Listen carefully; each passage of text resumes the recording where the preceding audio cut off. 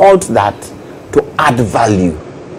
It's to be able to add, because when you add value, you make more money. Yeah. When you export whole, forget it. The gold industry should be an industry that should be looked at quickly, because the entire land mass of Ghana is covered in gold, alluvial gold, top grade gold, bottom gold, all kinds of gold. All kinds of gold. It should be looked at and done in such a way that it helps the country. Galamsey should be one thing that should be taken and looked at very, very, very, very well, because the people in the rural areas, if you are not giving them the type of jobs that they require and they want to do gold, it has to be done in a better way for everybody to do what? Be happy with. Otherwise, the 4 years will come, and the 4 years is not very long. Yeah. Look at those areas where we have capital flight. So, rice, sugar, what else do we import? Oil, all these things we import that as capital flight. Let's start building on it. Work closely with AGI, work closely with Chamber of Commerce, work closely with GUTA, work closely with all these people. When you travel as the president, take businessmen, don't take ministers. Let them go out there and make, good contacts with their counterparts out there to come in. Because these international bodies or international companies, when they want to come in, they want to come in so that they can have people or businesses that are on par with them. Or even if they are not on par with them, they have the capacity to help them. Go with business people. Sit with the business fraternity. Get the business people to understand what your policies are for business. Because that's how you create the money. And if you're able to create money in our banks, it helps everybody. You touched on AGI. Yes. So let's stay there a while longer. This government implemented one district, one factory. Yes. An incentive package for businesses as far as industrial signed up under one district, one factory, because there are some of those tax waivers agreements which are in Parliament. Yeah, which are in Parliament. Reason for which there is a recall. Yeah. You would have to look at the reasons why certain industries or businesses are asking for tax waivers. But those tax waivers should not go against local business. So if there's a local business doing sanitary towels, and there's a company that is importing sanitary towels in, look at the local company first before you look at outside. Because if you don't do that, then it's competition. And maybe the cost of producing the sanitary towels in that country is far lower than the cost of producing it here. That's another thing that government should look at. President Mohammed's government should look at. The cost of production in this country can be high. And sometimes that cost of production is linked to energy. Energy can be high. It's linked to transportation. It's linked to availability of raw materials.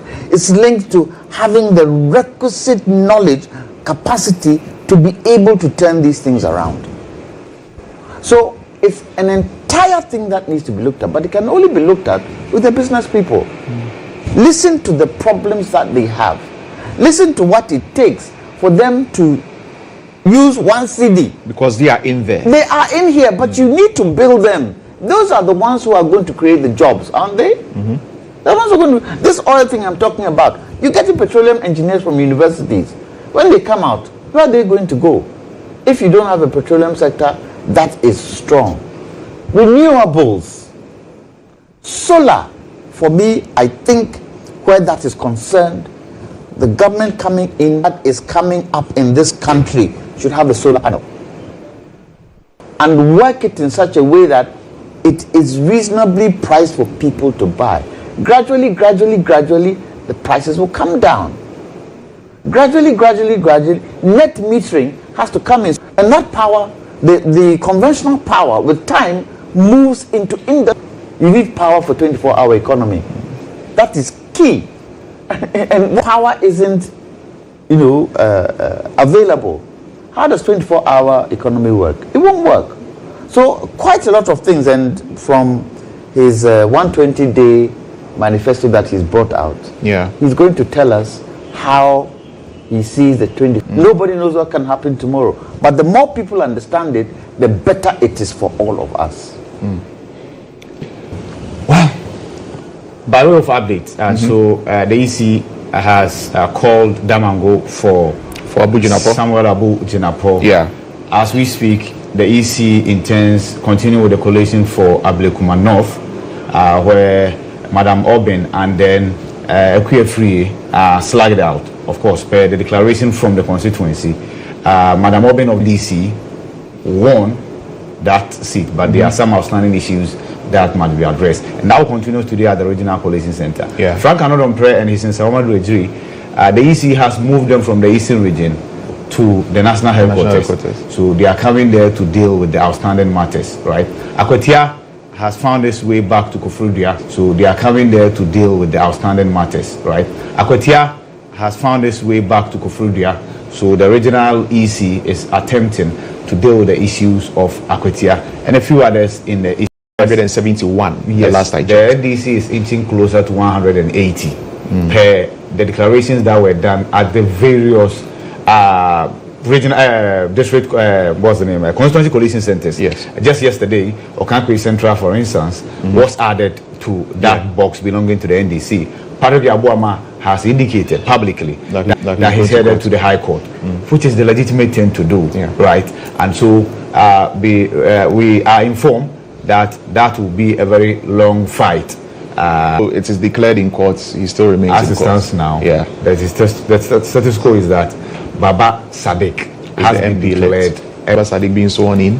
Usually that has never been successful. You know, because never we always, that's always the first move Yes. when anybody wants to go to court, to prevent the MP from being sworn in. Even Judge Kwesi, regardless of what was at stake, got himself sworn in. Yeah. And then the long battle started. Eventually, resulted in him losing his seat and his status as an MP. Went back to the constituency and returned. They just ended elections. It was like a sweep. The only individual in the Asan enclave who survived is Johnny Timfojo. I'm sure there was divine intervention. Reverend Timfojo. There was divine intervention. He prayed. He's the only one. He's a man of God. God is not going to forsake his son. Exactly. Yeah. And Are you saying the others didn't pray? Kennedy Japon had no reason to pray. He was not contesting. in the race anymore. So his seat is gone. Yeah. Right. Yes, and then I've heard, and then I've seen people blaming him that he didn't do much to help the party in the region. Who? Kennedy Japon, right? That he didn't do much. To help But the party Kennedy in the had said that he didn't really want to be MP anymore. He had said that multiple points And he in had time. said right? that he was not going to campaign for any parliamentary candidate. Yeah. But he joined the national campaign Yeah, he did. trail. He joined and he did. But it just didn't work. But you see, if you want to blame Kennedy Japon, then you might as well ask the status. It's hard. Then there's a way for healing and then introspection and then forward march, right? It's understandable, stages of grief. So we can understand. Musa Superior and Co are all writing copiously, are pointing fingers. Those who are talking about appointees who were preventing people's promotions and all of that, Do we say the chickens are coming home to roost? A cocktail of issues. Yes, and that's why we'll bear testimony to the fact that in 2009 it happened. Mustafa Hamid, now of NPA, Abu Jinapo of Akufo-Addo. That But this time around, President Akufo-Addo has, and they are still blaming him. Supported Musa Superior. But he supported Baumia through. That his actions were counterproductive. And they've His enumerated actions those actions in governance. Exactly. Were counterproductive. But they were in governance with him. Thanks for reminding us. They were in government with him. So when you are pointing one finger at somebody, you remember that four. In fact, three are pointing back at you. Yeah. And one is confirming the three that is because all of you are in the MPP. All of you are in the MPP. And Dr. Asa Asante said something that in politics, the last statement that he made, that if you don't put your foot down and speak truth, you must speak truth to power. Right? And he was making reference to the riches that you asked about. People like that are no more in the party. So it's like, who really was standing up to President Akufo-Addo within the MPP? That's the question. those standing people up to him? eventually had to leave. So Nana Ohenintoo, for instance, has been brutally frank and brutally honest. That's the question. Nana Ohenintoo, former General Secretary of the party. Yeah, left with Alan. Yeah. And Wabian Samoa left with Alan. Yes. And at the point, if you hear the conversations and their comment, they just wanted the party to lose. It didn't even matter as whether Alan performed better or not. Because there are many people within the party who believe that what has happened provides a very great opportunity for the party to reset itself. As to how it goes about it, it's up to the party to determine that. But and here too, there's that tendency for NDC to say that MPP is done and dusted. Remember, GH Mensah, after NDC's defeat in the year 2000, had mentioned that what they are going to do to the NDC, the party will not even be recognized. The party cannot even put together number. In fact, the NDC was going to be annihilated. What happened? 8 years down the line, the NDC regrouped and came back and captured power. And so if NDC looks at this defeat, which is unprecedented, it's never happened before. Look at the map. The map as we have projected. Green everywhere. It's green everywhere. It's green except in the northeast, Ashanti and Eastern. Even in the northeast, when you look at the seats, it's 3-3. The vice president, Bamia's performance, total annihilation. That's the point. That's the point we make it. So there's that tendency for NDC to say that there's no comeback route for the NPP. No. Like Mr. Jantua said, if you misbehave, the same stick that has hit Techi will come for Bar. So it is what it is. It is what it is, really. And President Mahama, like we said, is going to rule with an overwhelming majority. If it is 2/3, like we are being told, you know, if it has been 2/3, and he has to be brutal. It makes him the most has to be brutal. Powerful president ever. He has to be brutal. Do you expect us, for instance, to go back and vote for our MMDCs as was envisaged? Yes. Yeah, non-partisan. President Akufo-Addo wanted it to be partisan, and the NDC said it should be non-partisan. Apart from that, local government should be strengthened. Today, local government is more at the executive. So will that help? The election of the MMDCs, will that help bring more developments to? And perhaps their common funds should be released. And then the assemblies, if you know that you've been voted for, you as the MCE, DCE, who has been voted into office, you know that development of the district is on your head.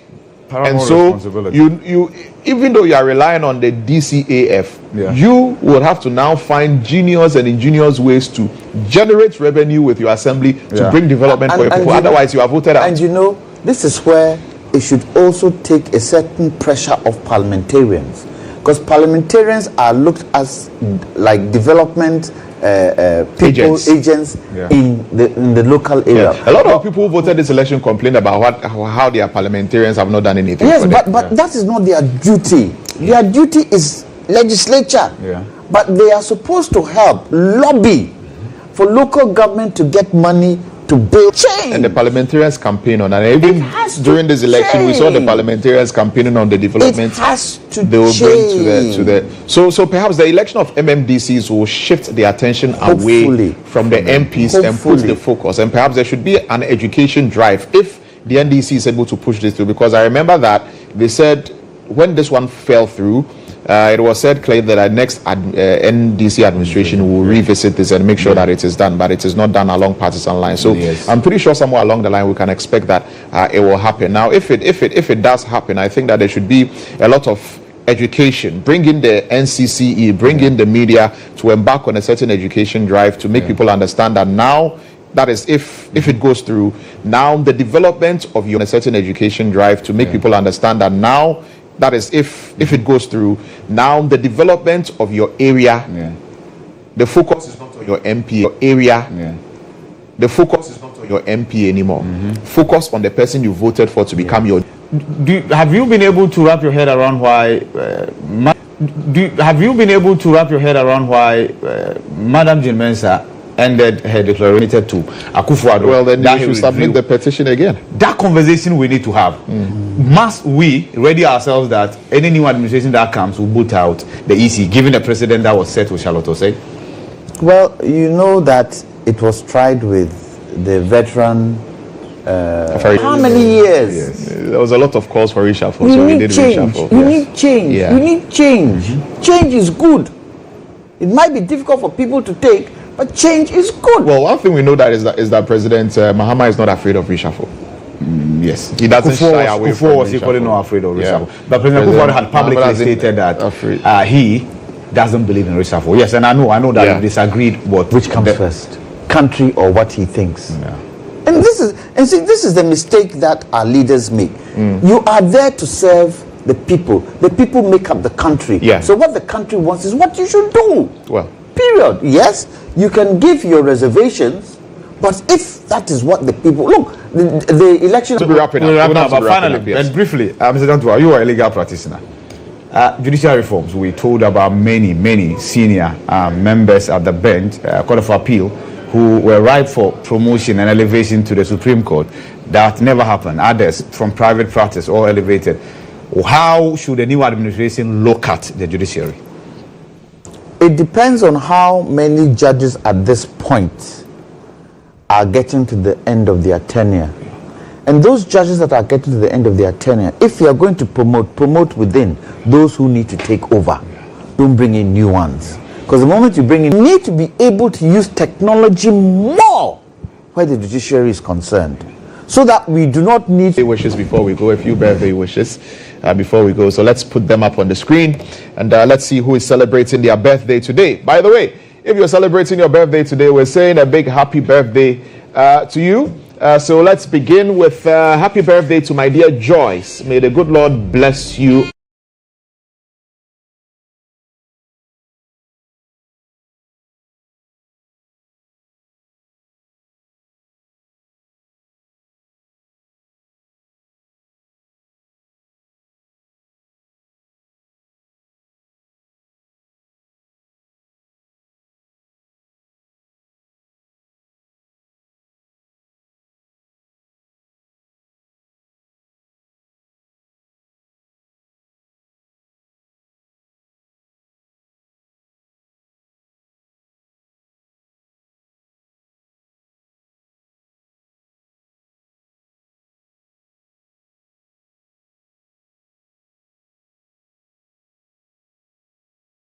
My colleague Na Dede Tete, who was substituted for Ibrahim Al Hassan. Na Dede Tete. Na Dede Tete is editor here. Al Hassan is the head of our political desk.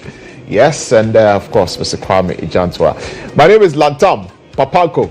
We'll see you on the flip side. Have a wonderful